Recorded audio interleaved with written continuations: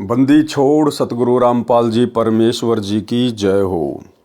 परम पिता परमात्मा सारी सृष्टि के रचनहार कुल मालिक असंख्य ब्रह्मांडों के स्वामी जगत गुरु तीनों लोकों में प्रवेश करके सबका भरण पोषण करने वाले राजाधिराज आत्माधार नाथों के नाथ देवों के देव महादेव सर्वेश्वर महेश्वर मृत्युंजय अजरो अमर आदि अनादि सनातनी प्रभु जगत पिता जगदीश्वर श्री श्री 1008 की उपाधि के वास्तविक अधिकारी अकाल मूर्त शब्द स्वरूपी राम वासुदेव सर्वगतम ब्रह्म परम पूज्य प्रथम पूज्य परम संत परम पुरुष परम धनी परम दयालु सत्य कबीर हक्का कबीर अल्लाहू अकबर बाखबर अल्लाह ताला जगत के तारणहार जगत के मुक्तिदाता जगत के जगन्नाथ हारे के सहारे हिंदुओं के राम मुसलमानों के अल्लाह सिखों के वाहिगुरु ईसाइयों के मसीह दया के सागर दयानिधि करुणा के सागर करुणानिधि स्वयंभू परिभू संकट मोचन कष्ट हरण मंगल करण दुख भंजन अविगत कबीर निर्विकार निर्विषम परमात्मा अलय अलेख सतगुरु आदि अनादि सतगुरु असली मर्यादा पुरुषोत्तम असली राम असली कृष्ण असली घनश्याम असली मुरारी राजाओं के राजा महाराजाओं के महाराजा शहंशाहों के शहंशाह सम्राटों के सम्राट भगवानों के भगवान अल्लाहों के अल्लाह प्रभुओं के प्रभु मसीहाओं के मसीह सच्चे वाहिगुरु बाबाओं के बाबा पीरों के पीर सेठों के सेठ जगत सेठ सावड़सा सेठ सर्वगुण संपन्न अनंत कोटि कलाओं के स्वामी अनंत कोटि ब्रह्मांडों के नायक योगियों में महायोगी ध्यानियों में महाध्यानी सिद्धों में परम सिद्ध ज्ञानियों में तत्वज्ञानी ब्रह्म ज्ञानी महाज्ञानी परम ज्ञानी सर्वश्रेष्ठ ज्ञानी विज्ञानी युवा कबीर समर्थ कबीर असमवात अमित ओझा सच्चे रहनुमा करीम अल्लाह सुभान अल्लाह दुनिया के अंतिम पैगंबर 8 सितंबर 1951 से गांव धनाना जिला सोनीपत हरियाणा भारतवर्ष की पावन भूमि पे प्रकट रियल कल की भगवान श्री नारायण साकार हरि श्री बाबा साहिब शब्द स्वरूपी राम संत शिरोमणि सतगुरु रामपाल जी परमेश्वर जी के चरण कमल में साध संगति से जुड़े हुए देश विदेश से आप और हम सभी सत्सेवक भाई बहनों का अनंत कोटि दंडवत प्रणाम। सत्साई भाई और बहनों, दया पूज्य गुरुदेव भगवान की सारी सृष्टि के रचनहार की सतगुरु रामपाल जी परमेश्वर जी की जिनके विशेष आशीर्वाद से शुभ आशीर्वाद से आप और हम सभी सत्सेवक भाई बहन साध संगति से जुड़कर अपनी आत्मा के कल्याणार्थ हेतु गुरुदेव के तत्व ज्ञान को आधार बनाकर भक्ति मार्ग पर अपने मोक्ष के लिए निरंतर आगे की ओर बढ़ रहे हैं। भाई और बहनों, पूज्य गुरुदेव जी के कर कमल से लिखित पवित्र पुस्तक मुक्ति बोध के ऊपर वीडियो बनाने की श्रृंखला जारी है। इसी श्रृंखला में आज हमारा ये 17वें नंबर का वीडियो है। आज के वीडियो में गुरुदेव भगवान ने इस पुस्तक में सेऊ शम्मन की कथा और अब्राहिम सुल्तान की कथा को शामिल किया है, परंतु इस कथा को आप और हम सभी सत्सेवक भाई बहन कबीर सागर के सरलार्थ के दौरान जो वीडियो बने थे उन वीडियो में बहुत अच्छे से कर चुके हैं, देख चुके हैं, समझ चुके हैं। इसलिए आज हम केवल सेऊ शम्मन से संबंधित जो आदरणीय गरीबदास जी के ग्रंथ साहिब में वाणियाँ हैं, केवल हम उन अमर वाणियों को पढ़ेंगे। उसके बाद हम सीधा मीराबाई की कथा के ऊपर आगे बढ़ेंगे। तो भाई और बहनों, शुरुआत करते हैं पूज्य गुरुदेव जी के आशीर्वाद से। पवित्र ग्रंथ मुक्ति बोध पेज नंबर 142 सेऊ यानी शिव तथा शम्मन की कथा। अचला के अंग की वाणी नंबर 148-190 में है। अचला के अंग से वाणी नंबर 148 से 190।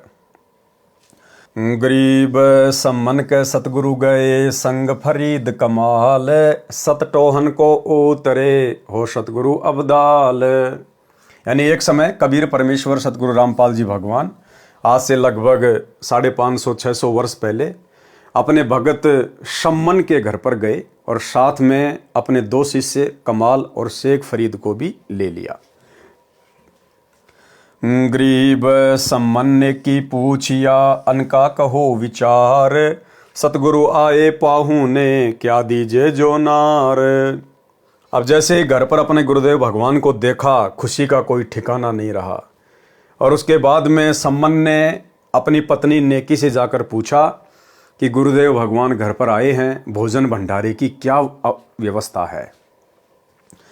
गरीब नेकी सम्मन से कहे अन्ना ही घर मोरी, सतगुरु के प्रसाद को घर लाओ कोई फोरी।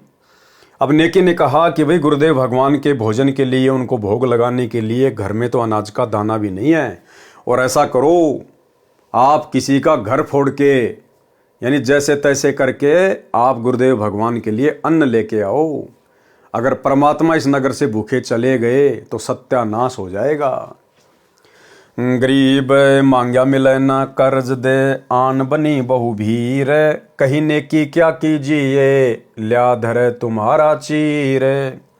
अब नेकी ने कहा कि ना तो कोई हमारे को जो है कर्जा दे रहा है, ना हमें कोई मांगने से दे रहा है, ना कोई उधार दे रहा है, तो क्या करें ऐसे में। तो सम्मन ने कहा कि तुम्हारा जो ये चीर है ना, जो तुमने कपड़ा ओढ़ रखा अपने सिर पे, जो चूंदड़ी है, इसको गिरवी रख के आ जा, बाद में छुड़वा लेंगे। और गुरुदेव भगवान के लिए 2-3 सेर आटा ले आ।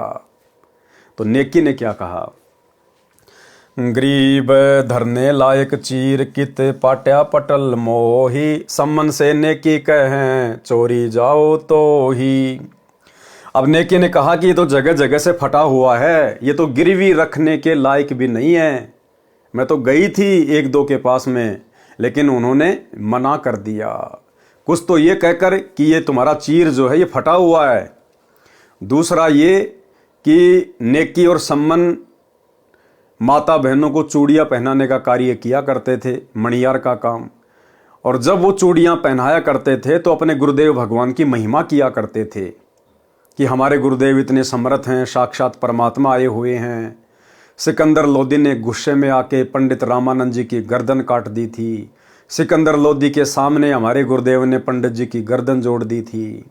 हजारों लोगों के सामने हमारे गुरुदेव भगवान ने राजा सिकंदर लोदी के धार्मिक गुरु शेख तकी की बेटी कमाली को जीवित कर दिया। एक कमाल नाम के लड़के को मुर्दा से जीवित कर दिया।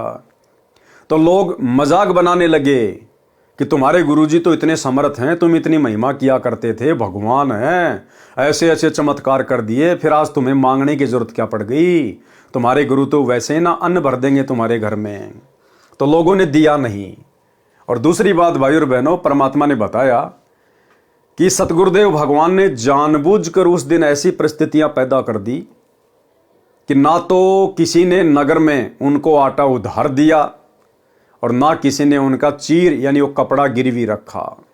उस दिन उनके घर में अनाज का एक दाना भी शेष नहीं था। भाई और बहनों, हमने शिक्षा लेनी है। ऐसी परिस्थितियां कभी कभार आप और हमारे सामने भी प्रकट होंगी। जरूरी नहीं है कि इस प्रकार से हमारे घर में अन्न ना हो। अन्य कोई भी परिस्थिति परमात्मा पैदा कर सकता है। जिस प्रकार गुरुदेव ने जानबूझकर ऐसी परिस्थितियां पैदा करी, लोगों के मन में ये भावना भर दी गुरुदेव भगवान ने कि इनको कुछ नहीं देना, ना अनाज का दाना देना, ना इनका कपड़ा अपने पास में जो है वो गिरवी रखना, क्योंकि परमात्मा ने उनकी परीक्षा लेनी थी। तो जब ये परमात्मा, ये गुरुदेव भगवान अपने भगत की परीक्षा लेता है, और परीक्षा कब लेता है, पहले ज्ञान देता है, पहले अपने विषय में अपनी समर्थता के बारे में बताता है, समझाता है सत्संग कर करके। उसके बाद ये भगत के सील, संतोष, विवेक, दया, अक्षमा इनकी परीक्षा लेता है। तो उस दिन सम्मन के परिवार की परीक्षा थी। भले इनके 64 लाख भगत थे, परमेश्वर ने 64 के 64 लाख की परीक्षा ली, कारण चाहे कुछ भी बनाए हों। और दूसरी तरफ साथ में जो 2 भगत आए थे परमात्मा के, शेख फरीद और कमाल, उनका भी परमात्मा ने भ्रम निवारण करना था। शेख फरीद का जो गुरु था पहले वाला, नकली हुक्का पाड़, उसने एक बार शेख फरीद की फूटी हुई आंख को बिल्कुल नई बना दी। शेख फरीद ने अपने हाथ से आंख निकाल दी थी अपने गुरुदेव को प्रसन्न करने के लिए। तो उसके गुरु ने अपने आशीर्वाद से, क्योंकि वो तपस्वी था, अपनी सिद्धि से उसने शेख फरीद की आंख भी नई बना दी। तो शेख फरीद को भी थोड़ा बहुत ये वहम था कि भाई मेरे गुरु जैसा सिद्धि वाला गुरु नहीं हो सकता। और कमाल जो था उसको अहंकार हो गया था कि मेरे जितनी सेवा गुरुदेव भगवान की संगत में और कोई नहीं कर सकता। तो जब परमात्मा सम्मन के घर आने लगे, उस समय भी कमाल ने कहा कि गुरुदेव अगर मैं आपके साथ नहीं चलूंगा तो आपकी सेवा कौन करेगा। तो परमात्मा ने उन दोनों को भी शिक्षा देनी थी, उनको सबक सिखाना था, और उधर नेकी, सम्मान और सेव की परीक्षा लेनी थी। और वो उदाहरण पेश करके परमात्मा ने वर्तमान में हम पिछली पीढ़ी वाले भक्तों को भी जागरूक करना है कि भैया किसी बात का अहंकार मत करना, घमंड मत करना। अगर कोई लाख, 2 लाख रुपए, 10 लाख रुपए, 1 करोड़ रुपए अगर दान कर रहा है या कोई बहुत बड़ी सेवा कर रहा है तो अपने मन में कोई घमंड मत लेके आना, अहंकार मत लेके आना। तुम्हारे जैसे दानी, तुम्हारे जैसे बलिदानी ना जाने कितने होके जा लिए हैं। उनके जैसी कुर्बानियां तुम वर्तमान में नहीं कर सकते हो, जो कुर्बानियां आज से पहले तुम्हारे भगत भाई बहन दे चुके हैं। तो क्या कहा नेकी ने, गरीब धरने लायक चीर कित, यानी ये गिरवी रखने के लायक कहाँ है कपड़ा, पाट्या पटल मोही, ये तो बीच बीच में से पटा हुआ है। सम्मन नेकी से कहे चोरी लाओ तो ही। अब सम्मन ने नेकी से कहा कि भैया अब तो चोरी करके लेके आना पड़ेगा। गरीब सेऊ माता से कहे चोरी खात्या नाही, माल बिराना मुसहरे जिनके सर बस जाही। अब उनका बेटा 10-12 साल का सेऊ, वो प्रतिदिन अपने माता पिता से सुना करता था, गुरुदेव के सत्संग में भी सुना करता था कि भाई भक्तों ने चोरी नहीं करनी चाहिए, जो चोरी का धन खाते हैं उनका तो सर्वस्व नष्ट होता है। तो जब सेऊ ने इस प्रकार की बात सुनी अपने पिता के मुख से तो तुरंत बोल पड़ा कि माताजी, पिताजी, चोरी करना तो पाप है, गुरुजी भी मना करते हैं, आप भी मुझे प्रतिदिन यही शिक्षा दिया करती थी, फिर आज चोरी क्यों। तो नेकी ने क्या कहा, गरीब माता पुत्र से कहे सुन सेऊ सुर ज्ञान, या में नहीं अकाज है चोरी कर दे दान। अब नेकी ने अपने पुत्र को समझाया कि बेटा आज विशेष परिस्थितियां हैं, बेटा हम अपने लिए चोरी नहीं कर रहे, ना हमने आज से पहले कभी चोरी करी, लेकिन आज हमारे गुरुदेव भगवान घर पर आए हुए हैं, भगत भाई बहन आए हुए हैं, और बेटा यदि आज हमने इनको भोजन नहीं करवाया, भंडारा नहीं करवाया, गुरुदेव को भोग नहीं लगाया, तो बेटा अगर साधु महात्मा जिस नगर से नाराज होके चले जाएं या भूखे चले जाएं तो बेटा उस नगर का सत्यानाश होता है, सर्वनाश होता है। तो हम अपने लिए चोरी नहीं कर रहे, हम तो भूखे रहेंगे, केवल अपने गुरुजी और 2 भक्तों के भोजन जितना ही आटा चोरी करके लाएंगे ताकि ये नगर बसा का बसा रह जाए। गरीब सतगुरु दीन्या बैठना आसन दिए बिछाए, शेख फरीद कमाल को लिए सुतार चढ़ाए। अब सम्मन ने गुरुदेव भगवान के बैठने की व्यवस्था कर दी, आसन लगा दिया, जैसा भी उसके घर में व्यवस्था थी। गरीब शब्द उचारे धुन कर सतगुरु आए आज, सम्मन से नेकी कहें घर में ना ही नाज। अब दोनों बड़े चिंतित हो गए और आपस में बातचीत करने लगे कि भाई आज पहली बार तो हमारे भगवान, हमारे परमात्मा गुरुदेव घर पर आए हैं और आज उनको खिलाने के लिए अन्न भी नहीं है। गरीब सुनो शब्द चितलाए कर होनी हो सो होए। अब नेकी ने कहा कि ध्यान से सुनो, जो होगा सो देखा जाएगा, सब विधि काज समारे ही चरण कमल चित पोए। कि भाई जिसने हमें भक्ति दे रखी है, हम जिसकी शरण में हैं, भाई वो ही संभालेगा। हम अपने गुरुदेव भगवान को भोजन अवश्य करवाएंगे, चाहे कुछ भी करना पड़े। गरीब सतगुरु आए पाहू ने मैं मानी करी शाह, सेऊ माता से कह सीच बेच धरस्या। अब आपस में ये बातें परिवार वाले कर ही रहे थे कि भाई सतगुरुदेव पहली बार तो मेहमान बन के हमारे घर पे आए हैं और आज उनके लिए भोग प्रसाद भी नहीं है।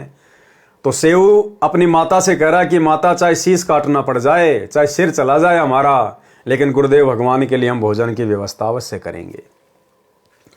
गरीब सुन रे पुत्र शिरोमणि, नेकी कहे निराठी, सतगुरु आए पाहू ने करो शीश की साटी। अब नेकी ने कहा कि बेटा आज गुरुदेव भगवान हमारे घर पे आए हैं और बेटा जैसे तैसे आज हमने अपने परमात्मा के भोजन के लिए व्यवस्था करनी है, चाहे शीश क्यों ना देना पड़े। यानी परमात्मा ने ऐसी भावना भर दी उनके अंदर कि आज हम अपने गुरुदेव भगवान के लिए कुछ भी करेंगे, क्योंकि भाई और बहनों, परमात्मा जब भगत की परीक्षा लेता है तो कुम्हार की तरह नीचे हाथ भी रखता है और ऊपर से चोट मारता है। गरीब शेख फरीद कमाल को बोले वचन सुशील, सम्मन से सतगुरु कहें भोजन की क्या ढील। यानी सम्मन से गुरुदेव भगवान ने कहा कि भाई भोजन में ढील क्यों हो रही है, भाई सम्मन भोजन की क्या व्यवस्था है। और उधर से शेख फरीद और कमाल ने भी यही कहा कि भाई भोजन की क्या व्यवस्था है, गुरुदेव भगवान को भूखा रखोगे क्या। गरीब सतगुरु से सम्मन कहें करो ध्यान स्नान, भोजन पाक सिलाए स्या उगमे ते ही भान। अब सम्मन ने बड़ी आधीनी से, बड़े प्रेम से अपने गुरुदेव भगवान से कहा, क्योंकि सम्मन को पता था कि महापुरुष संकेतों की भाषा समझ जाते हैं।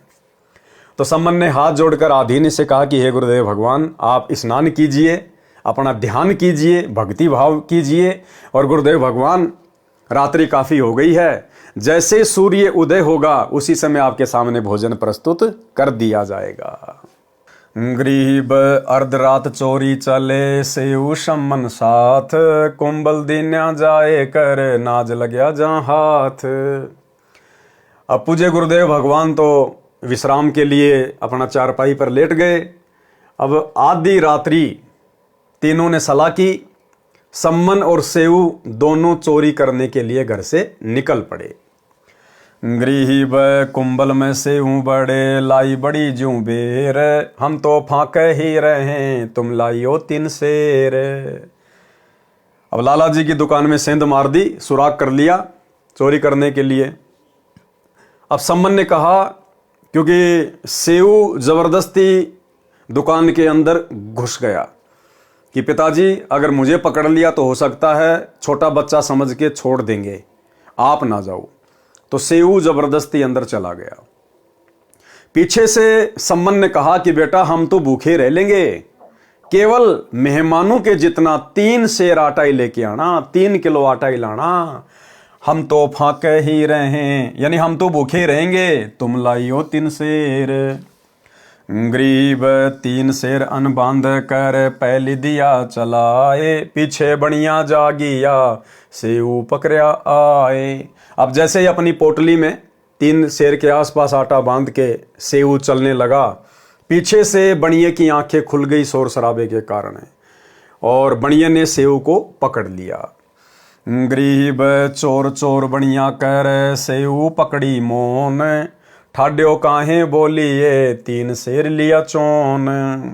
अब बनिया ने शोर मचाना शुरू कर दिया, चोर चोर। तो सेऊ ने कहा कि भाई इतना क्यों चिल्ला रहा है सेठ जी, खाली 3 किलो ही तो चून लिया है, 3 किलो ही तो आटा लिया है। गरीब बनिए रस्सा गाल कर दिया खंभ से बांधी, सम्मन डेरे ले गया नेकी रोटी छान दी।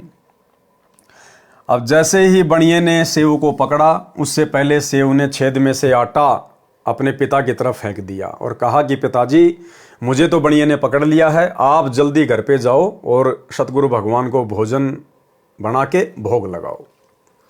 गरीब कर लिया एक हाथ में उल्टे चले समन, सेऊ टुक बतलाए ले सुना पर्या भवन। अब घर पे गए तो नेकी ने कहा कि बेटा कहाँ है, तो सम्मन ने सारी घटना बता दी। तो नेकी ने कहा कि ऐसे तो बात बिगड़ जाएगी, उस बनिए के संपर्क तो राजा के साथ में है और कल को भी गुरुदेव भगवान की बेइज्जती होगी, हो सकता है गुरुदेव भगवान को जेल करवा दे, कैद करवा दें। हम भोजन तो गुरुदेव भगवान को करवा नहीं पाए और उल्टा गुरुदेव भगवान को सजा और हो जाएगी। तो आप ऐसा करो, ये कर्द लेके जाओ, छुर्रा लेके जाओ और बेटे की गर्दन काट के लेके आ जाओ। अब भाई और बहनों, जब परमात्मा ने कोई उदाहरण पेश करना होता है, कोई लीला करता है, तो परमात्मा अपने आत्माओं में इसी प्रकार से प्रेरणा भर देता है। वो आत्मा फिर कोई भी कुर्बानी देने से पीछे नहीं हटती है। तो नेकी ने कहा कि ये कर्द लेके जाओ और सेऊ की गर्दन काट के ले आओ। तो लेके कर्द हाथ में सम्मन चल दिया और वहां जाकर उच्च छिद्र में से आवाज लगाई कि बेटा सेऊ, मैं तेरे से 2 बात करना चाहता हूं, एक बार तू अपने गर्दन छेद से बाहर निकाल ले। गरीब बनिया से सेऊ कह बाहर हमरा बाप, झूठी साक न बोल हूँ शीश चढ़त मोई पाप। अब उधर से परमात्मा ने सेऊ के मन में भी वही भावना भर दी कि आज मेरा बाप मेरी गर्दन काट के ले जाए, नहीं तो भाई गुरुजी की बदनामी होगी। तो बनिए से सेऊ ने कहा कि सेठ जी मेरा रस्सा थोड़ा सा ढीला कर दो, बाहर मेरे पिताजी खड़े हैं, मैं उनसे दो बात करना चाहता हूँ। मैं आपसे झूठ नहीं बोल रहा, मुझे मेरे परमात्मा की सौगंध है, झूठी साख न बोले हूँ शीश चढ़त मोई पाप, कि हम भगत हैं, हम झूठ नहीं बोलते, नहीं तो हमारे पाप चढ़ेगा। गरीब खंबा से पग बांध दे बाहर काटो शीस, दोए बात बतलाए लो साखी है जगदीश। सेव ने कहा कि यदि आपको मेरे ऊपर विश्वास नहीं है, पहली बात तो हम भगत हैं, हम भगेंगे नहीं क्योंकि हमने चोरी नहीं करी है। फिर भी अगर आपको विश्वास नहीं है सेठ जी, तो आप मेरा जो रस्सा है इसको खंबे से बांध दो, थोड़ा ढीला कर दो, ताकि मैं अपने पिता से दो बातें कर सकूं। मुझे परमात्मा की सौगंध है, मैं भागूंगा नहीं। गरीब पिता शीस सिर काट ले सन्मुख करद चलाए, ताक बीच धर दीजियो बनिए पकड़े पाए। अब परमात्मा ने सेऊ के मन में भी वही प्रेरणा भर दी, और सेऊ ने छिद्र में से शीस निकालकर अपने पिता से कहा कि पिता आप मेरा शीस काट के ले जाओ, नहीं तो गुरुजी की बदनामी हो जाएगी। अगर आप मेरे बाप हो तो मेरा शीस काट लो। गरीब सम्मन करद चलाई या सन्मुख काट्या शीस, काटत ही कस क्या नहीं दृढ़ है विश्व बीस। अब इतना कहते ही सम्मन के मन में और जोश उत्पन्न हो गया, और अपने पुत्र का उसने सिर काट लिया। बिल्कुल भी नहीं कसक्या, यानी जरा भी विचलित नहीं हुआ, और बिल्कुल ऐसा रहा दृढ़। गरीब शीस काट घर ले गया ताक बीच धर दीन, नेकी करे रसोई या ज्ञान ध्यान परवीन। अब देखो भाई और बहनों, अपने बेटे के शीस की कुर्बानी तो राजा मोर ध्वज ने भी दी थी। राजा और रानी दोनों ने अपने बेटे को ताम्र ध्वज को आरे से काट दिया था, लेकिन उन्होंने काटा कब? जब साधु ने, श्री कृष्ण जी जो संत रूप में थे, साधु रूप में थे, उन्होंने आदेश दिया तब अपने पुत्र का सिर काटा। और एक कुर्बानी सम्मन ने भी दी, नेकी ने भी दी। इन्होंने कहा नहीं कि अपने बेटे का सिर काट। इसलिए सेऊ सम्मन और नेकी की जो कुर्बानी है वो मोर ध्वज और उसके पुत्र ताम्र ध्वज से लाखों गुना बढ़ के है, लाखों गुना बढ़ के। आने वाले समय में भक्ति इतिहास में जो भक्ति योग ये चल चुका है, गुरुदेव भगवान के द्वारा शुरू कर दिया गया है, यथार्थ 13वां कबीर पंथ, जो हजारों लाखों साल चलेगा। इस आने वाले समय में इस पृथ्वी पर ताम्र ध्वज और मोर ध्वज की कथा नहीं, जब जब अपने गुरु के लिए कुर्बानी की बात आएगी, बलिदान की बात आएगी, तो सेऊ सम्मन और नेकी की कथा चला करेगी। सेऊ सम्मन और नेकी की कथा। गरीब शीस काट घर ले गया ताक बीच धर दीन, नेकी करे रसोई या ज्ञान ध्यान परवीन। अब उधर से सम्मन अपने बेटे का सिर काट के घर पर ले गया और अलमारी में जाके रख दिया, और नेकी गुरुदेव भगवान के लिए भोजन भंडारा बनाने लग गई। महसूस भी नहीं होने दे रही कि हमारे पुत्र का शीस कट गया है।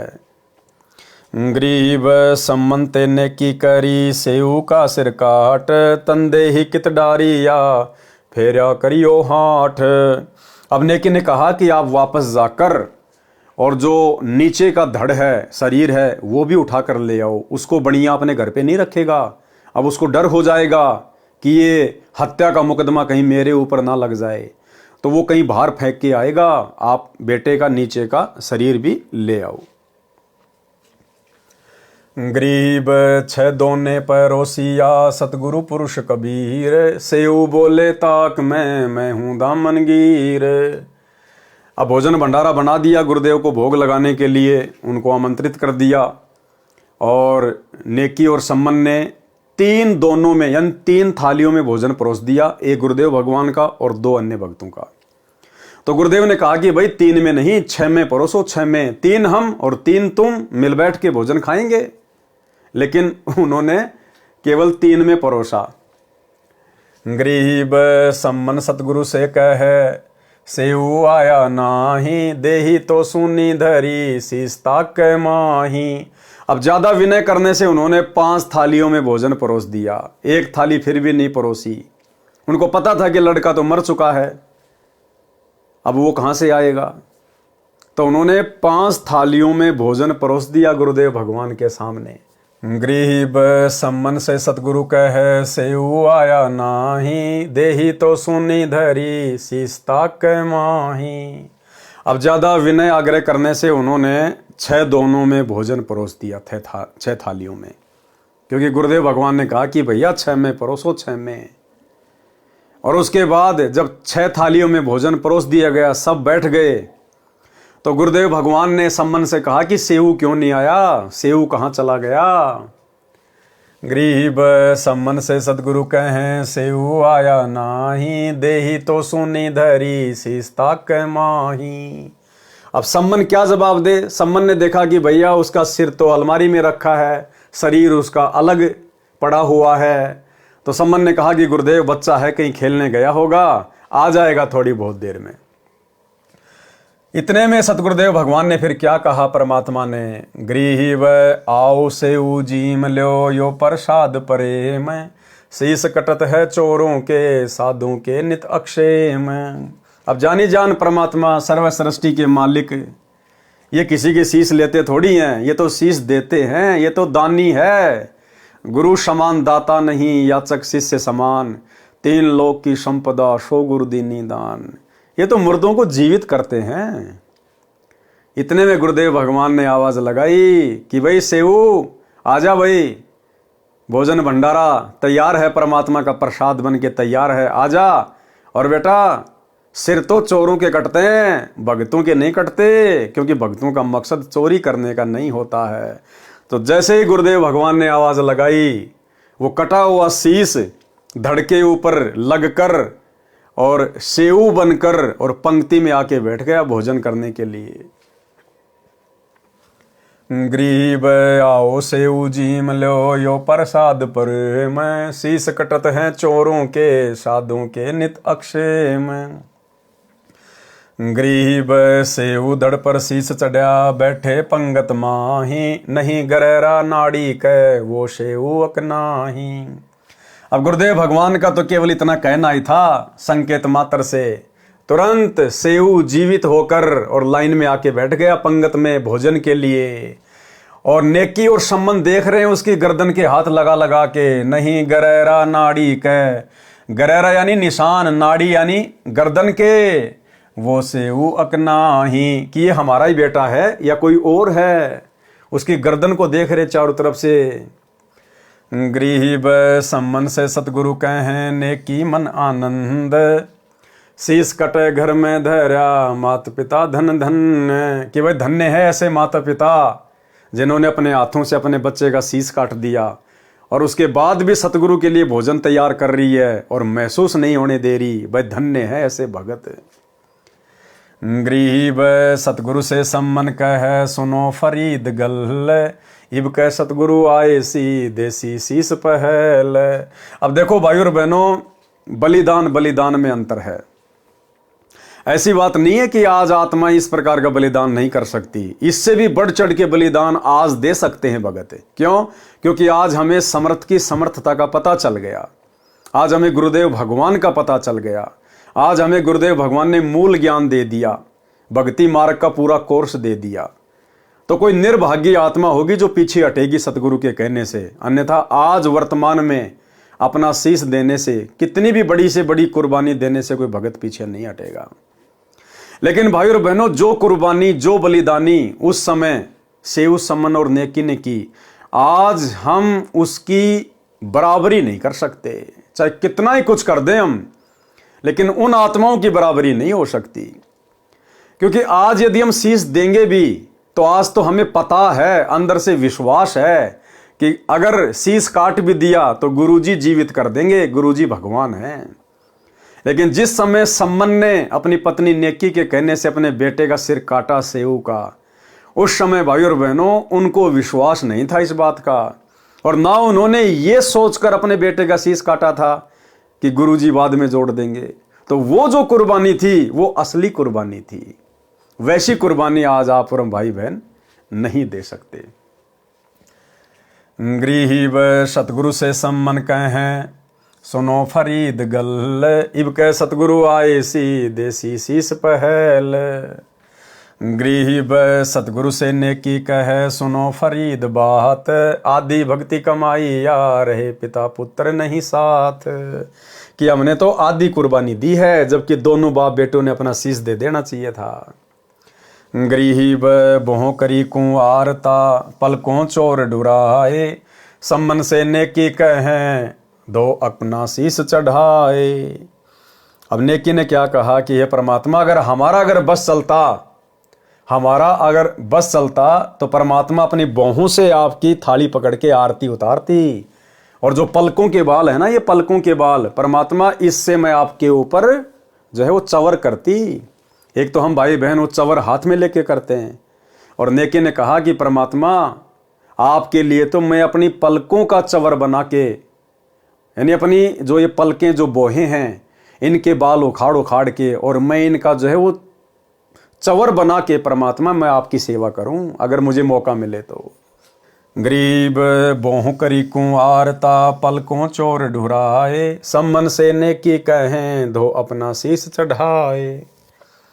गरीब कह कबीर का माल से सुनो फरीद फेर, सम्मन के घर सांच है इत मत लाओ बेर। कहे कबीर कमाल से सुनो फरीद फेर। परमात्मा ने दोनों भक्तों को कहा कि भैया इन भक्तों की बराबरी नहीं हो सकती, इनके घर तो साक्षात परमात्मा है।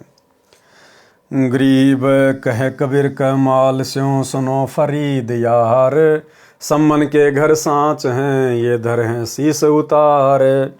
गरीब कहे कबीर कमाल से सुनो फरीदा बात, सम्मन के घर सांच हैं शीश चढ़े स्यों गात। गरीब कहे कबीर कमाल से सुनो फरीदा सेन, सम्मन के घर सांच हैं ये बोले आदू बैन। गरीब कहे कबीर कमाल से सुनो फरीदा ख्याल, सम्मन के घर सांच हैं ये कीजिए नजर निहाल। गरीब जेते अंबर तारिया तेते अवगुण मोही, दड़सूली सिर ताक में सतगुरु तो नहीं बिसरो तो ही। गरीब 56 भोग करे धैणी भय सम्मन के ठाट, कहें कबीर कमाल से चलो फरीदा बाट।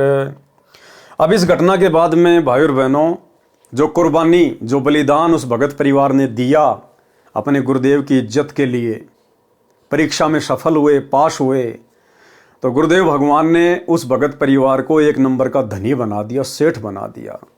जिनके घर में खाने को अन्न नहीं था आज वो 56 भोग खा रहे हैं। तो भाई और बहनों, क्या वो सम्मन का परिवार कभी जिंदगी में ये सोच सकता था कि तुम इस नगर के एक नंबर के सेठ बन जाओगे, जबकि वो तो एक नंबर के गरीब आदमी थे, कभी सौपन में भी नहीं सोच सकते थे।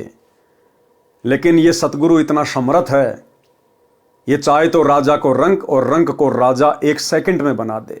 मौला जल से थल करे, थल से जल कर देत, और साहिब तेरी साहिबी श्याम कहूं के श्वेत। ये परमात्मा 1 सेकंड में पूरी दुनिया नष्ट कर दे, और 1 सेकंड में वैसा का वैसा बना दे, किसी को पता भी नहीं चले कि क्या हो गया था। तो भाई और बहनों, ठीक इसी प्रकार हम भगत भाई बहन वर्तमान में चाहे कितने गरीब हैं, कितने निर्धन हैं, ये हमारा प्रारब्ध है। और कुछ एक भगत भाई बहनों को परमात्मा जानबूझकर भी ऐसी स्थिति में रखता है भक्ति करवाने के लिए। यदि उसके भाग्य में राजशाही ठाठ बाट भी थे तो गुरुदेव भगवान ने उसकी आत्मा के कल्याण के लिए उनको कैंसिल कर दिया और एक नॉर्मल स्थिति में उस भगत परिवार को रखे हुए हैं। तो पहली बात तो हमारे मन में कभी ये आना नहीं चाहिए कि हम राजा बने, हम सेठ बने, हमारे ठाठ बाट हों। दूसरी बात, ये परमात्मा के हाथ में है। भगत ने कभी ये सोचना भी नहीं चाहिए कि मैं इतना गरीब हूं, मैं ऐसा हूं, मैं वैसा हूं।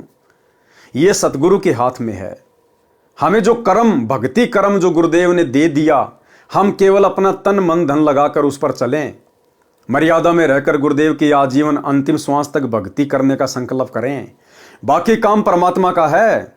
आज आप चाहे कितने गरीब हैं, कितने निर्धन हैं, टाइम पे आपको दो टूक भी नहीं है, लेकिन अपने मन में ये कभी विचार मत लेके आना कि मेरे जैसा गरीब आदमी धनी कैसे बन सकता है, मेरे को परमात्मा कैसे पैसा वाला बनाएंगे। नहीं, क्या सेऊ सम्मन नेकी ने जो इतने गरीब थे, शायद उस नगर में और कोई नहीं होगा, क्या उन्होंने कभी सोचा था कि हम इस नगर के एक नंबर के सेठ बन जाएंगे?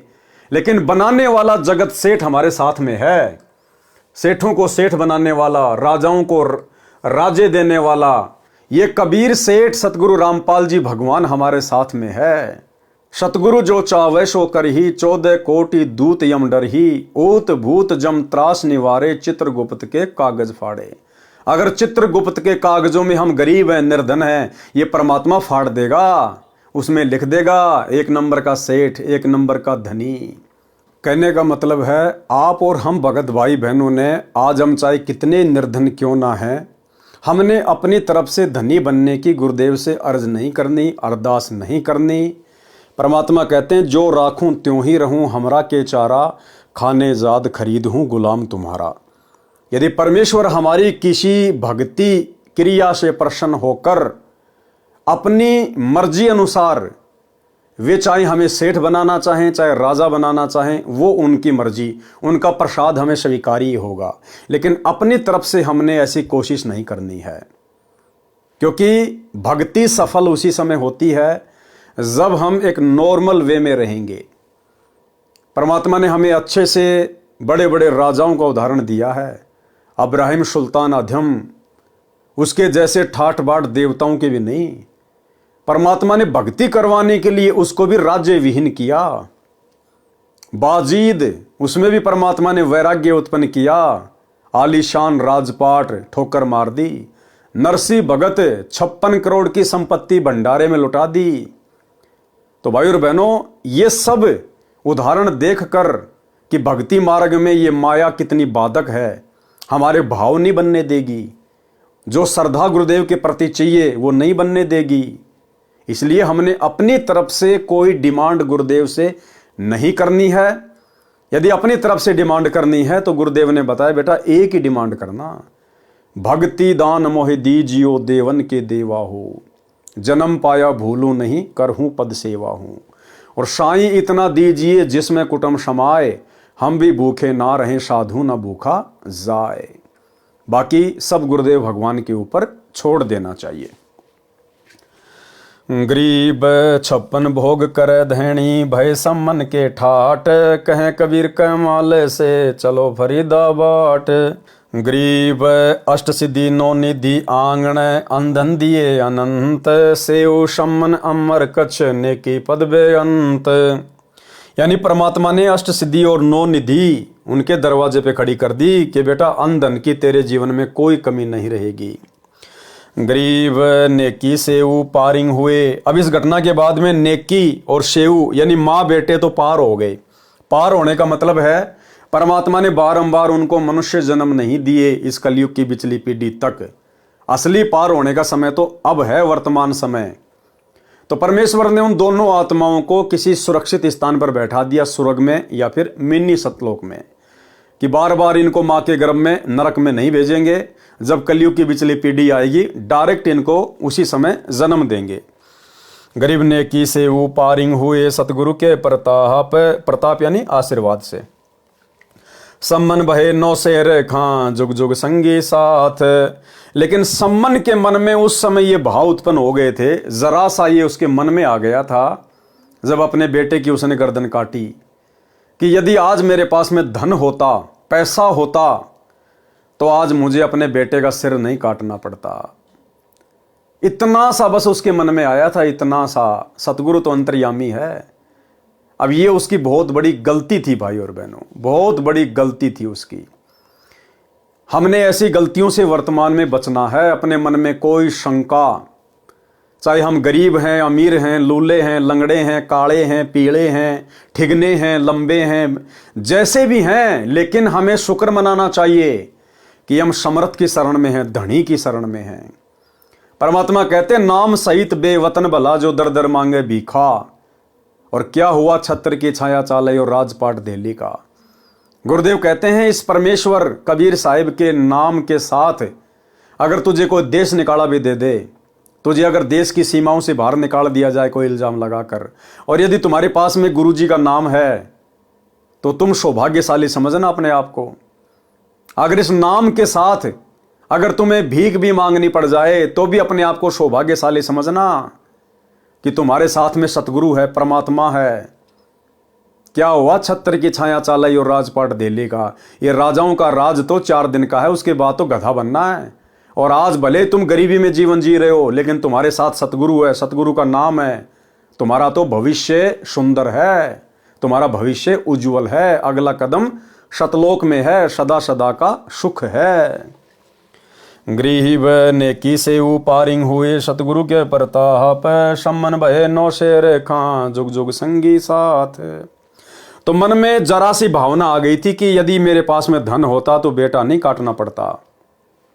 अब परमात्मा भी परमात्मा भैया, वो अपने भगत की इच्छा रखता नहीं है, जो मर्जी इच्छा पाड़ लो। परमात्मा उसकी भक्ति के प्रतिफल में, उसकी कुर्बानी के प्रतिफल में उसकी हर इच्छा पूरी करेगा। तो सम्मन के मन में जो जरा सा दोष आया था, मन में जो बात आई थी, गुरु जी के प्रति दोष नहीं आया, भक्ति के प्रति दोष नहीं आया। मन में ये आ गया कि अगर आज मेरे पास धन होता, पैसा होता तो बेटा नहीं काटना पड़ता। उसके प्रतिफल में उसके अंदर वो इच्छा रह गई धनी बनने की, और उधर से उसने ऐसी कुर्बानी कर रखी, उसके बदले तो परमात्मा पता नहीं क्या दे दे। तो अगले जन्म में परमात्मा ने उसको 9 शेर खान नाम का बादशाह बना दिया, 1 नंबर का धनी राजा, 80 गंज खजाने जिसके, और सदा परमात्मा उसके साथ में भी रहे। सम्मन बहे 9 शेर खां जुग जुग संगी साथ। इस प्रकार ये परमात्मा अपनी आत्माओं के युगों युगों साथ में रहता है। सेऊ सम्मन की कथा। एक समय साहिब कबीर अपने भगत सम्मन के यहाँ अचानक 2 सेवकों कमाल व शेख फरीद के साथ पहुंच गए। सम्मन के घर कुल 3 प्राणी थे, सम्मन की पत्नी नेकी और सम्मन का पुत्र शिव यानी सेऊ। भगत सम्मन इतना गरीब था कि कई बार अन्न भी घर पर नहीं होता था, सारा परिवार भूखा सो जाया करता था। अब देखो भाई और बहनों, कितनी सहनशील आत्माएं थी, कितनी विवेकी आत्माएं थी, गुरु पर कितना विश्वास करते थे। कई बार तो भूखे भी सो जाते थे, लेकिन कभी अपने गुरु के प्रति मन में कोई दोष नहीं आया, कभी भक्ति छोड़ने का मन में नहीं आया कि काहे की भक्ति है, इससे पहले तो हम देवी देवताओं की भक्ति करते थे, वो ही अच्छी थी, हमारे को भूखा तो नहीं सोना पड़ता था। सतगुरु से उपदेश लेने के बाद तो ऐसे ऐसे दिन देखने पड़ रहे हैं। आज का भगत तो मन में 100 विक्षेप पैदा कर ले, 100, लेकिन उस समय उन आत्माओं ने अपने गुरु जी के प्रति मन में विक्षेप तक पैदा नहीं किया। और कैसा निर्धन भगत है भाई और बहनों, इसको कहते हैं समदृष्टि। सतगुरु के लक्षण 4 बखाना। प्रथम वेद शास्त्र को ज्ञाना, दूजे हरि भक्ति मन कर्म वचन वाणी, तीजे समदृष्टि जानी, चौथे वेद विधि सब कर्मा, ये 4 गुण गुरु गुण जाना मर्मा। यानी ये 4 लक्षण बताएं सच्चे गुरु के।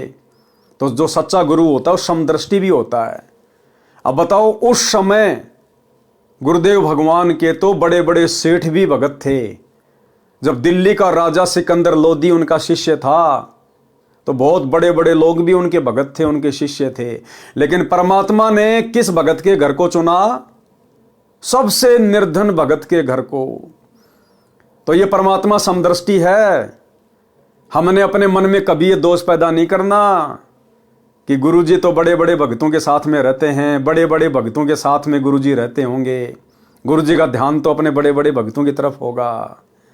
ये समदृष्टि परमात्मा है, वही काशी वाला जुला है वर्तमान में जो सतगुरु रामपाल जी भगवान है।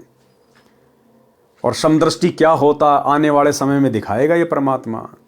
ये मौका सबको देता है, जैसे राजा सिकंदर लोदी को भी मौका दिया परमात्मा ने, वीर सिंह बघेल को मौका दिया, बिजली खां पठान को मौका दिया, और मौका फिर परमात्मा ने अपने निर्धन भगत, सांसारिक धन से निर्धन था, भक्ति का तो सेठ था, अपने सांसारिक धन से निर्धन भगत सेऊ संबंध और नेकी को भी दिया। तो भाई और बहनों, हमारे मन में कभी भी ये विचार नहीं आने चाहिए गुरुदेव भगवान के प्रति। ये समदृष्टि परमात्मा है, ये अपनी आत्मा देखता है। ये सांसारिक धन दौलत संपत्ति राजपाट नहीं देखता। ये अपनी सभी आत्माओं को समान रूप से प्यार करता है, एक नजर से देखता है ये परमात्मा।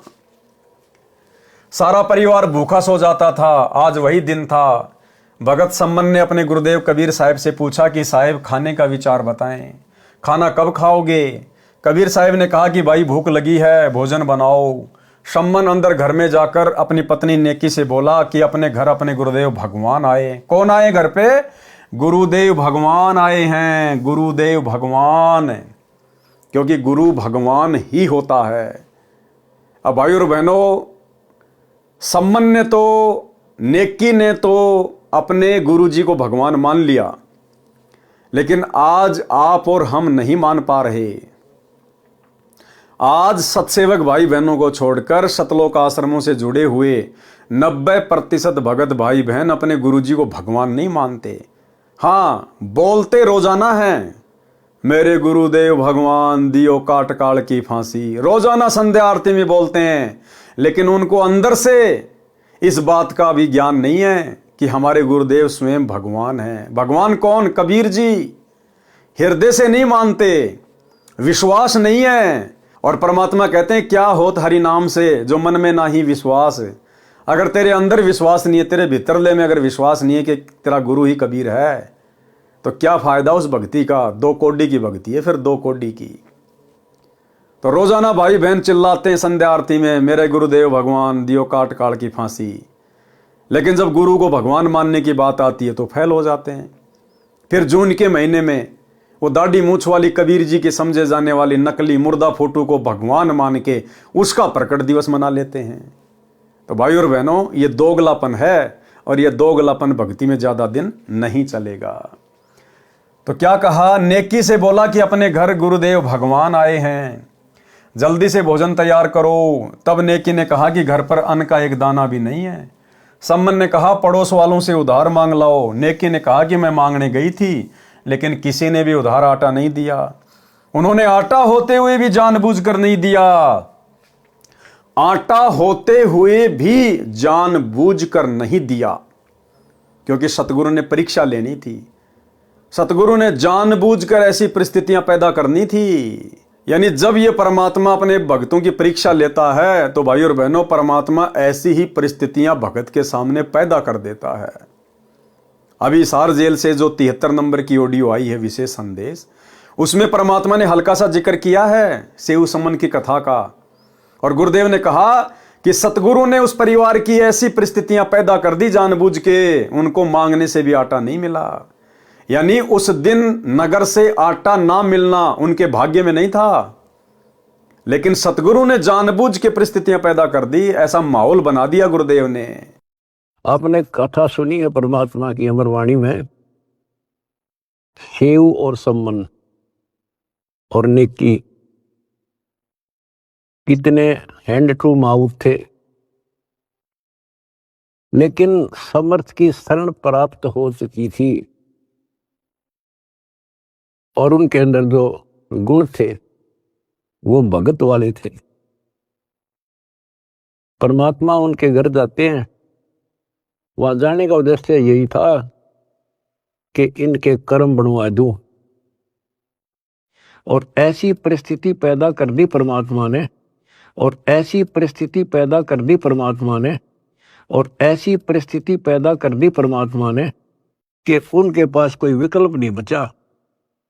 और किस लिए? कि हमारे गुरु जी की बेइज्जती ना हो जाए।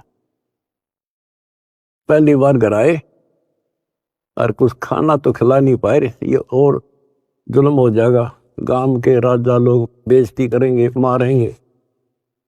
तो लड़के तक भी काटने कोई देर नहीं लाई। लेकिन समर्थ कोई बालक थोड़ा ही था। उन्होंने इसलिए नहीं किया था कि गुरु जी आ रहे इसलिए जिंदा कर देंगे, इसलिए नहीं मारा था, लेकिन परिस्थिति ऐसी होगी। तो ठीक इसी प्रकार भाई और बहनों, यदि भक्ति करते करते भी आप और हमारे सामने भी इस प्रकार की परिस्थितियां पैदा हो जाएं, तो हमने बुद्धि विवेक से काम लेना है, मन में दोष नहीं पालना, नहीं तो बनी बनाई भक्ति का सत्यानाश हो जाएगा। ऐसी विशेष परिस्थितियों में तो आप और हम भगत भाई बहनों ने विशेष तौर पर सतर्क हो जाना चाहिए। इन उदाहरणों को देखकर ये कथाएं हमें यही तो शिक्षा देती हैं कि जब कभी हम धर्म संकट की स्थिति में आ जाएं, तो हमने इन कथाओं का सहारा लेना है कि अवश्य मेरा गुरु मेरी परीक्षा ले रहा है। और जब गुरु परीक्षा लेता है तो गुरु की नज़र पल पल अपने शिष्य पे होती है, उस भगत परिवार पे होती है। तो ऐसी स्थिति में तो हमें और ज़्यादा दृढ़ होना चाहिए, गुरु की भक्ति पर सचेत हो जाना चाहिए कि काल कोई मर्यादा ना तोड़वा दे, कोई गलती ना करवा दे। उन्होंने आटा होते हुए भी जानबूझ कर नहीं दिया और कह रहे हैं कि आज तुम्हारे घर तुम्हारे गुरुजी आए हैं। तुम कहा करते थे कि हमारे गुरुजी भगवान हैं, आपके गुरुजी भगवान हैं, तो तुम्हें मांगने की आवश्यकता क्यों पड़ी। ठीक इसी प्रकार ये जो युग परिवर्तन का समय चल रहा है, वर्तमान समय 2024 2028 युग परिवर्तन का समय है। ना जाने क्या क्या विषम परिस्थितियां पैदा होंगी, देश दुनिया में क्या क्या घटनाएं घटेंगी। और उस समय भाई और बहनों, भले हमारे सामने भी ऐसी नौबत क्यों ना आन पड़े, भूखमरी की, अकाल की, हमने किसी के आगे कटोरा लेके हाथ नहीं फैलाना। भले भूखे मर जाएंगे, समर्थ की शरण में है, भूखा मरने देगा नहीं, लेकिन हमारी परीक्षा होगी। परमात्मा हमारे सामने भी वो परिस्थितियां पैदा कर सकते हैं, उत्पन्न कर सकते हैं। हमने किसी के आगे अन्न धन के लिए हाथ नहीं फैलाने। अगर हाथ फैलाएंगे तो अपने गुरुदेव के दरबार में इन्हीं के चरणों में बैठ के रोएंगे, इन्हीं के आगे हाथ फैलाएंगे। और इनके आगे कोई अनाज के लिए हाथ नहीं फैलाएंगे, नहीं, धन के लिए हाथ नहीं फैलाएंगे, केवल इनकी महिमा करेंगे, इनका गुणगान करेंगे, टाइम पे अपनी भक्ति करेंगे। जिस प्रकार रंका बंका की झोपड़ी जल गई, झोपड़ी जलने के बाद भी उन्होंने झोपड़ी के पास में जो पेड़ था वहां बैठकर परमात्मा की चर्चा करी, झोपड़ी के बारे में चर्चा नहीं करी कि झोपड़ी जल गई क्या होगा, कहां रहेंगे, क्या खाएंगे, कैसे सोएंगे। उन्होंने परमात्मा की महिमा की बैठे बैठे पूरे परिवार ने, और सो गए। सुबह उठे तो नई झोपड़ी बनी हुई थी। तो इसी प्रकार भाई और बहनों, आने वाले समय में देश दुनिया में जो विकट विकट भयंकर परिस्थितियां पैदा होंगी, वो चाहे किसी भी प्रकार की हों, युद्ध, महायुद्ध, गृह युद्ध, अतिवृष्टि, अनावृष्टि, ओलावृष्टि, महामारियां, बाढ़, भूकंप, कुछ भी, और हमारे सामने चाहे कैसी भी परिस्थितियां क्यों ना हो, हमने अन्न और धन के लिए गुरु से अरदास नहीं करनी, अपने प्राणों की रक्षा के लिए गुरुदेव से अर्ज नहीं करनी। वो काम तो गुरुदेव का है। हमने अर्ज करनी है कि हे गुरुदेव, मेरी भक्ति में कोई बाधा ना हो। हे परमात्मा, मेरे तीनों समय की आरती में कोई बाधा उत्पन्न ना हो। हे परमात्मा, आपके सत्संग सुनने में कोई रोड़ा बीच में ना अड़ जाए। केवल ये अरदास करनी है, उनके शब्द गाने हैं, उनके सत्संग सुनने हैं। ये होती है गुरु महिमा। बाकी काम फिर सतगुरु का है, फिर अपने आप संभालेगा। तुम कहा करते थे कि हमारे गुरुजी भगवान हैं, आपके गुरुजी भगवान है, तो तुम्हें मांगने की आवश्यकता क्यों पड़ी। यही भर देंगे तुम्हारे घर को, आदि आदि कहकर मजाक करने लगे। सम्मन ने कहा, लाओ आपका चीर गिरवी रखकर 3 सेर आटा ले आता हूं। नेकी ने कहा कि यह चीर फटा हुआ है, इसे कोई गिरवी नहीं रखता। सम्मन सोच में पड़ जाता है और अपने दुर्भाग्य को कोसते हुए कहता है कि मैं कितना अभागा हूं, आज घर भगवान आए हैं और मैं उनको भोजन भी नहीं करवा सकता। एक कोने में जाके बेचारा रोने लग गया कि मैं कितना अभागा हूं, आज मेरे घर पर मेरे भगवान आए हैं और मैं उनको भोग भी नहीं लगा पा रहा। गुरुजी में दोष नहीं देखा, गुरुजी की भक्ति में दोष नहीं देखा, अपने आप को कोसा। ये होते हैं अच्छी आत्माओं के लक्षण। हे परमात्मा, ऐसे पापी प्राणी को पृथ्वी पर क्यों भेजा। मैं इतना नीच रहा हूँगा कि पिछले जन्म में कोई पुण्य नहीं किया, अब सतगुरु को क्या मुंह दिखाऊं। ये कहकर अंदर कोठे में जाकर फूट फूट कर रोने लगा। तब उसकी पत्नी नेकी कहने लगी कि हिम्मत करो, रो मत, परमात्मा आए हैं। क्या कहा नेकी ने? परमात्मा आए हैं। जबकि कौन थे? उनके गुरुजी थे। गुरुजी को क्या कहा? परमात्मा, परमेश्वर आए हैं।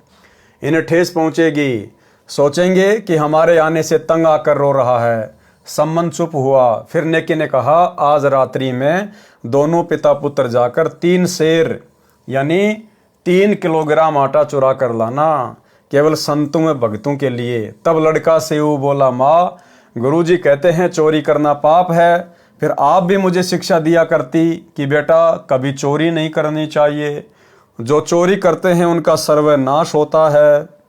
आज आप ये क्या कह रही हो माँ, क्या हम पाप करेंगे माँ? अपना भजन नष्ट हो जाएगा माँ, हम 84 लाख योनियों में कष्ट पाएंगे, ऐसा मत कहो माँ, आपको मेरी कसम। तब नेकी ने कहा, पुत्र तुम ठीक कह रहे हो, चोरी करना पाप है, परंतु पुत्र हम अपने लिए नहीं बल्कि संतों के लिए करेंगे। जिस नगर में निर्वाह किया है इसकी रक्षा के लिए चोरी करेंगे। नेकी ने कहा, बेटा ये नगर के लोग अपने से बहुत चिढ़ते हैं, हमने इनको कहा था कि हमारे गुरुदेव कबीर साहिब पूर्ण परमात्मा पृथ्वी पर आए हुए हैं। हमारे गुरुदेव कबीर साहिब पूर्ण परमात्मा पृथ्वी पर आए हुए हैं। भाई और बहनों, हमने गुरु को परमात्मा मानना पड़ेगा, क्योंकि गुरु परमात्मा ही होते हैं। इन्होंने एक मृतक गऊ तथा उसके बच्चे को जीवित कर दिया था, जिसके टुकड़े सिकंदर लोदी ने करवाए थे। एक लड़के तथा एक लड़की को जीवित कर दिया।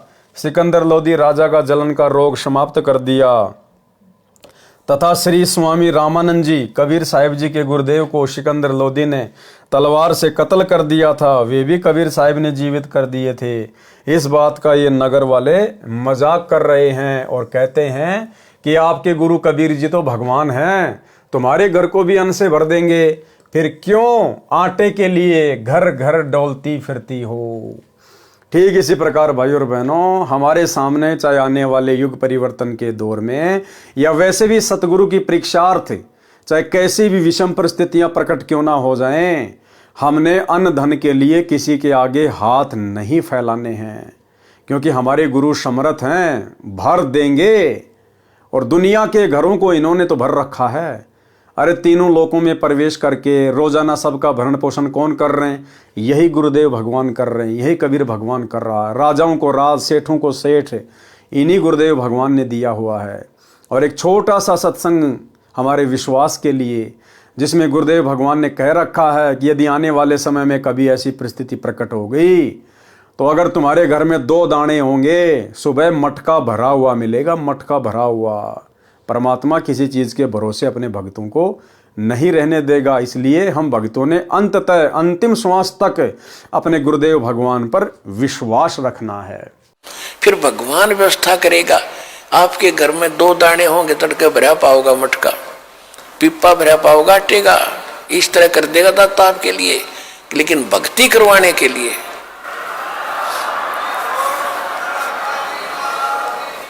ये उनकी करेगा जो भक्ति करेंगे, और जो बकवाद चाहोगे वो अपना करते रहियो।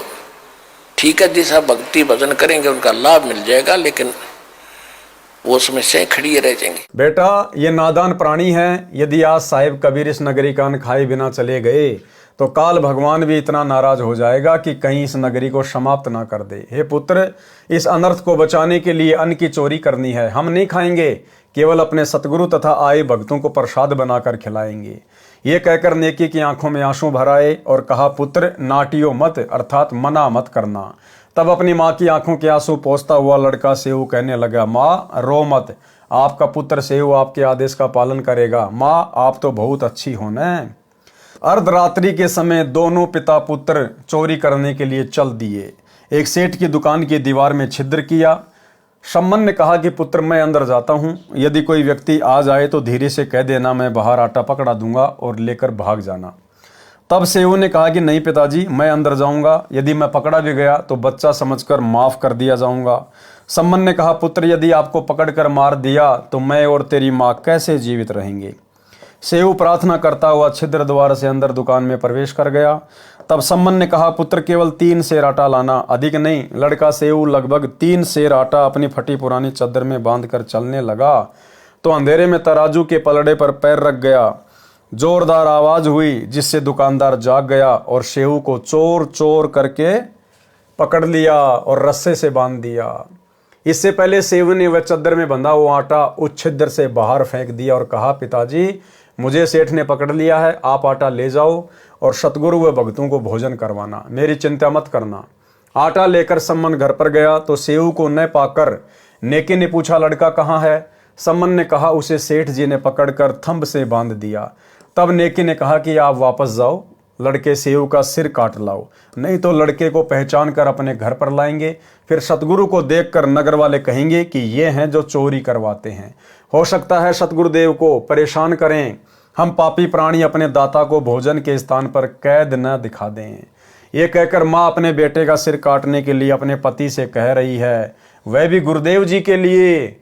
सम्मन ने हाथ में करद लंबा छुर्रा लिया तथा दुकान पर जाकर कहा, बेटा एक बार गर्दन बाहर निकाल, कुछ जरूरी बातें करनी हैं, कल तो हम नहीं मिल पाएंगे, हो सकता है ये आपको मरवा दें। तब सेऊ उस सेठ यानी बनिए से कहता है कि सेठ जी बाहर मेरा बाप खड़ा है, कोई ज़रूरी बात करना चाहता है, कृपया करके मेरे रस्से को इतना ढीला कर दो कि मेरी गर्दन छिद्र से बाहर निकल जाए। तब सेठ ने उसकी बात को स्वीकार करके रस्सा इतना ढीला कर दिया कि गर्दन आसानी से बाहर निकल गई। तब सेऊ ने कहा कि पिताजी मेरी गर्दन काट दो, यदि आप मेरी गर्दन नहीं काटोगे तो आप मेरे पिता नहीं हो।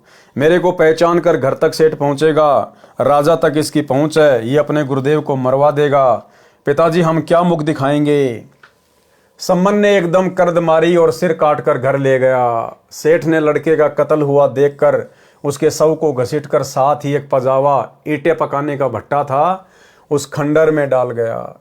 जब नेकी ने सम्मन से कहा कि आप वापस जाओ और लड़के का धड़ भी बाहर मिलेगा, उठा लाओ, तब सम्मन दुकान पर पहुंचा। उस समय तक सेठ ने उस दुकान की दीवार के छिद्र को बंद कर दिया था। सम्मन ने शव की घसीट यानी चिन्हों को देखते हुए शव के पास पहुंचकर उसे उठा लाया, लाकर अंदर कोठे में रखकर ऊपर पुराने कपड़े गुद्दड़ डाल दिए और सिर को अलमारी के ताक यानी एक हिस्से में रखकर खिड़की बंद कर दी। कुछ समय के बाद सूर्य उदय हुआ, नेकी ने स्नान किया, फिर सतगुरु व भक्तों का खाना बनाया, फिर सतगुरु कबीर साहिब जी से भोजन करने की प्रार्थना की। नेकी ने साहिब कबीर व दोनों भगत कमाल तथा शेख फरीद तीनों के सामने आदर के साथ भोजन परोस दिया। साहिब कबीर ने कहा, इसे 6 दोनों में डालकर आप तीनों भी साथ में बैठो, ये प्रेम प्रसाद पाओ। बहुत प्रार्थना करने पर भी साहिब कबीर नहीं माने तो 6 दोनों में प्रसाद परोसा गया। 5 प्रसाद के लिए बैठ गए। तब साहिब कबीर ने कहा, आओ सेऊ जीम लो, ये प्रसाद प्रेम, शीश कटत है चोरों के, साधुओं के नित अक्षेम। साहिब कबीर जी ने कहा कि सेऊ आओ भोजन पाओ, सिर तो चोरों के कटते हैं, संतों भक्तों के नहीं, उनको तो क्षमा होती है, क्योंकि भक्तों का उद्देश्य कोई गलत नहीं होता। साहिब कबीर ने इतना कहा था, उसी समय सेऊ के धड़ पर शीश लग गया। कटे हुए का कोई निशान भी गर्दन पर नहीं था तथा पंगत यानी पंक्ति में बैठकर भोजन करने लगा। गरीब सेऊ धड़ पर शीश चढ़ा, बैठा पंगत माही, नहीं गरेरा गर्दन पर वो सेऊ अकनाही। सम्मन तथा नेकी ने देखा कि गर्दन पर कोई चिन्ह भी नहीं है, लड़का जीवित कैसे हुआ? शंका हुई कि ये वही सेऊ है या कोई और। अंदर जाकर देखा तो वहां शव तथा शीश नहीं था, केवल रक्त के छींटे लगे थे, जो इस पापी मन के संशय को समाप्त करने के लिए प्रमाण बकाया था।